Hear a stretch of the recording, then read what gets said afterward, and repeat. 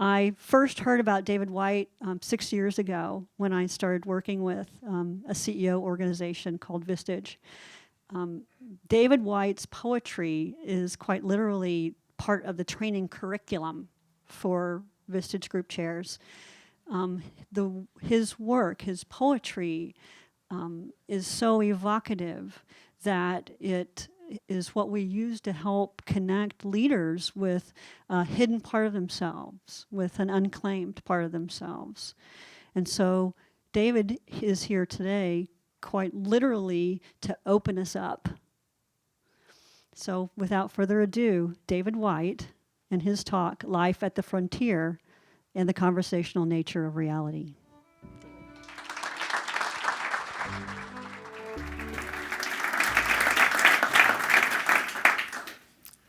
Your great mistake is to act the drama as if you were alone. Your great mistake is to act the drama as if you were alone.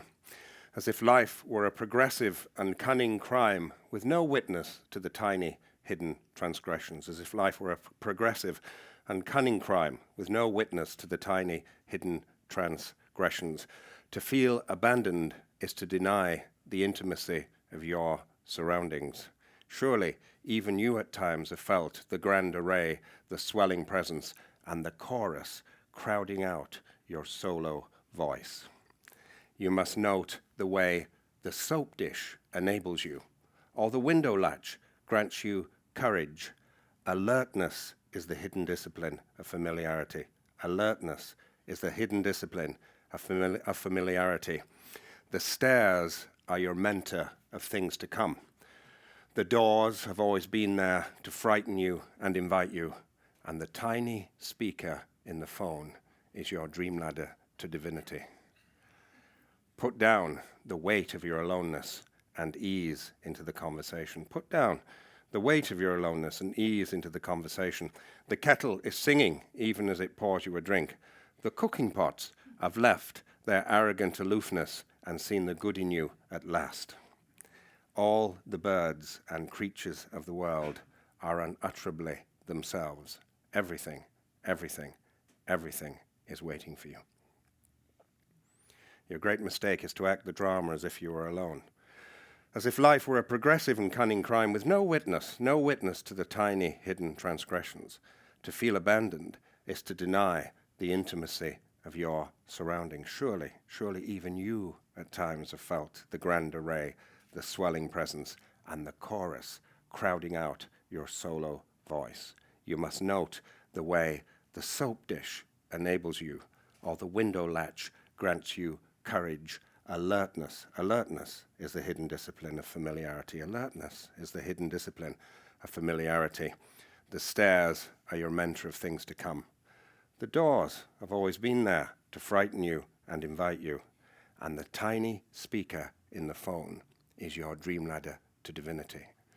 Put down the weight of your aloneness, and ease into the conversation. The kettle is singing, even as it pours you a drink. The cooking pots have left their arrogant aloofness and seen the good in you at last. All the birds and creatures of the world are unutterably themselves. Everything is waiting for you. This is a piece I wrote called, inevitably, Everything is Waiting for You. To remind myself of the conversational nature of reality. And to begin with, the title sounds vaguely positive, Everything is Waiting for You, until you realize that everything is waiting for you, including your own demise and disappearance. Yeah. And this demise and disappearance is one of the difficult parts of the conversational nature of reality. And what do I mean by the conversational nature of reality? Well, when you think about it, there's no single element in the world that's not bonded to, flying away from, or catalytic with another element in the world. And every creature, even the smallest single-celled creature, is in 1,000 different conversations with 1,000 other elements and dynamics and forms in order to keep itself alive and its environment alive. And every ecosystem in the world is this astonishing meeting, this conversation between various dynamics that contribute to this central conversation of life. And I lived in the Galapagos Islands for a couple of years as a naturalist. And the richest place in Galapagos is the western part of Isabella Island, where you're looking off into the middle of the Pacific for a good few thousand miles to the Marquesas. But in that place, there's this upwelling current from below that brings all of this astonishing richness and nutrients and oxygen from the depths up to the warmth of the surface. And when that oxygen and those nutrients meet the warm water, you get this astonishing efflorescence of life. But not only do you get oxygen-rich, nutrient-rich, cold water meeting warm water, you also have all of that, those elements meeting the air, meeting the land, meeting different gradations of salinity and temperature. Where all of those edges meet, you get this astonishing conversation, and you get this astonishing depth and plethora of life. And so it's an interesting question to ask yourself, to ask the organization that you're a part of, but also to ask yourself as an individual identity. How many edges and conversations are actually meeting inside me? Or am I a monocultural idea which I attempt to project upon reality, Because one of the essential dynamics of the conversational nature of reality is whatever you as an individual would like to happen in the world will not happen exactly as you would like it. But equally, whatever the world, your society, your organization, the people you serve in life want you to do will also not occur. You will not comply exactly as they would like you to comply. And what occurs is this third frontier, this conversational reality, actually. And the ability to actually create an identity where you can live at that identity where you can live at that frontier is one of the great triumphs of a human life and has been celebrated in all our cultures and traditions since the beginning of time.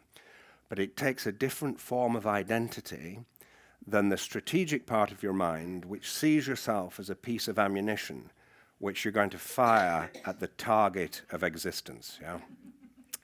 And so the whole, to my mind, the whole of existence, or the whole of creation, is actually trying to find an internal anchorage inside us which reflects its astonishing symmetry outside of us. And that in order for an individual human being or an individual organization to live out its life, it has to find that edge between its own particular signature and genius and what it's being called into by its surrounding world.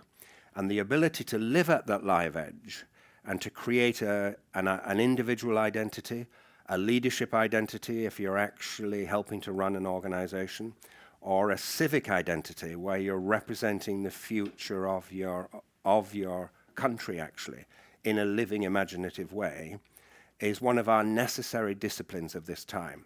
And you could say at the moment, with those squares filled with people in Cairo, you've got people there who are on an edge, who are on a frontier, and they're in conversation not only with what they know they want, but with this astonishing unknown, which is about to come into incarnation through the way that they're simply paying attention to the future. And there was a great line by early 20th century Spanish poet Antonio Machado. He said, "Caminante no hay camino, se hace camino al andar se hace el camino." Caminante, pathmaker, there is no path. Pathmaker, there is no path. You make the path by walking. By walking, you make the path. Yeah. And he's looking at what the physicists and students of complexity would say is the iterative nature of reality, that you actually change the world by actually meeting it. simply by being present and simply by beginning a conversation. That conversation can be verbal, but the world can also be changed through your attentive presence. And we all know this, and the way we can actually change the conversation with another person through being attentive and present and listening. But we also know in the abstruse theory of particle physics that the observer actually moves the world by the way they're actually looking at that world. So everything, no matter where you are, how you stand, is being affected by the way you stand. And so it seems to me that reality is constantly coming to our door and saying, why not get with the program? Yeah? Why not come out from behind yourself, get out from behind this wall you've set up for yourself that you call you, yeah, and meet something other than yourself. And there was a great old, what I thought was a Taoist poem I recited and read this poem to myself for years, and I thought it was a Taoist sage, and it was written about 2,000 years ago. It turns out it was written by an Irish fellow, a Dubliner, in the 1920s. But this fellow is a brilliant writer, and he wrote in such a Taoist style that he gave himself a Chinese name, which was Wu Wei Wu. But he was an Irish fellow. And there I was saying a Chinese sage, Wu Wei Wu, da da da da da, and it turns out, but this is a brilliant little piece written in the Taoist style, and he says, why are you unhappy? Why are you unhappy? Just relax, he's Irish and he's a poet, he'll answer it for you. Yeah. Why are you unhappy? Because 98.98% of everything you do and all that you say is for yourself, and there isn't one. Why are you unhappy? Because 98.98% of everything you do and all that you say is for yourself, and there isn't one. Yeah. What does he mean by that? There's no self that will survive a real conversation. There's no self that will survive a real meeting with something other than itself. There's no organization that will keep its original identity if it's in the conversation. And after a while, you realize you don't want to actually keep that old static identity. You want to move the pivot of your presence from this thing you think is you into this meeting with the future, with the people you serve, with your family, with your loved ones. And it's in this self-forgetfulness where you meet something other than yourself that all kinds of astonishing things happen. And I worked for a good few years with all of the top managers at the Boeing company, and working with the conversational nature of the business reality. But at the end of it, they commissioned me to write a poem for the 777 aeroplane, which was about to be launched, and which had just won a big aerospace trophy. And there was to be a huge dinner in celebration of this trophy, and they wanted a poem at everyone's placing. And so I had the phone call from the executive saying, would you write a poem for the 777? And I said, poets don't do very well under these circumstances. I said, they usually write very, very bad poetry. But I said, I'll have a go at it, and if I have anything decent, I'll send it to you. But otherwise, you should just have a blank space there. Yeah. Pasternak said at the convocation for the 5-year plan, the poet's seat should be empty. He said, during the Soviet days, at the convocation for the 5-year plan, the poet's seat should be empty. But anyway, I had to go at the old 5-year plan. And I sat down and I said to myself, you've spent a good deal of your life on airplanes, so just put yourself back in that seat. And I did. And I remember I had this sudden remembrance of what it's like to be on a plane, where quite often you have this astonishing creation outside the windows. You can be flying into San Francisco, the sun's going down over the Oakland Hills, the moon's coming up over the ocean, and it's absolutely astonishing. You look inside the plane, everyone's reading People magazine. Yeah? You're flying over the Alps, you're looking down at Mont Blanc, everyone's working on their BlackBerry. Yeah? So one of the dynamics of being up in the plane is that no one really wants to face up to the reality of what they're doing. Yes. No one, you look out of the window, there's no visible means of support. Yeah. I'm not having the conversation, it's not occurring. I'm in my own little world, and I don't have to participate. But sometimes, as you're dropping down through these astonishing levels of humidity and temperature, you will sometimes be privileged with a view of that white line passing over the curve of the wing. And you realize that the forces that are holding the plane up are as solid as concrete, but they're made up of a conversation between the velocity of the plane and the shape of the wing. And you need both. If you lose either end of the conversation, you're going to arrive a lot earlier than you'd like. No. So you don't get to choose between yourself and this other, between the shape of yourself and what's passing around you. So this is the piece I wrote for the plane, but also to look at the way that human beings can travel enormous distances. They don't have to do the work. They simply have to have the conversation, and the conversation does all the work for you. Yeah. The organization doesn't have to do the work. It just has to have the conversation with the people itself. The conversation creates a dynamic whereby you look around and the work's been done. Yeah. So I don't have to take the world on as a burden and a weight. I don't have to kill myself, even if I'm in a real position of responsibility. I just have to turn to face towards what is actually calling me and what I'm surrounded by. So this is the piece, and it's called Working Together. We shape ourselves to fit this world. We shape ourselves to fit this world, and by the world are shaped again. We shape ourselves to fit this world, and by the world are shaped again, the visible and the invisible working together in common cause to produce the miraculous. We shape ourselves to fit this world, and by the world are shaped again, the visible and the invisible working together in common cause to produce the miraculous, I'm thinking of the way the intangible air traveled at speed round a shaped wing easily holds our weight. I'm thinking of the way the intangible air traveled at speed round a shaped wing easily holds our weight. So may we in this life trust to those elements we have yet to see or imagine. So may we in this life trust to those elements we have yet to see or imagine, and find the true shape of our own selves by forming it well to the great intangibles about us.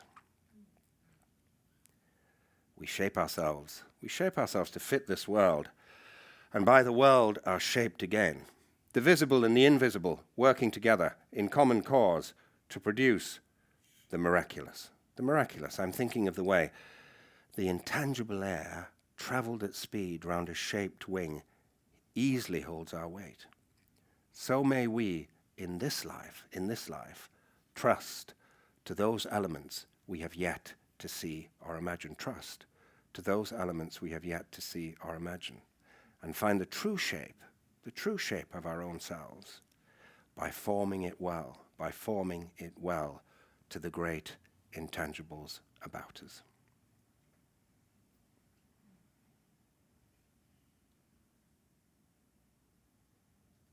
Thank you very much.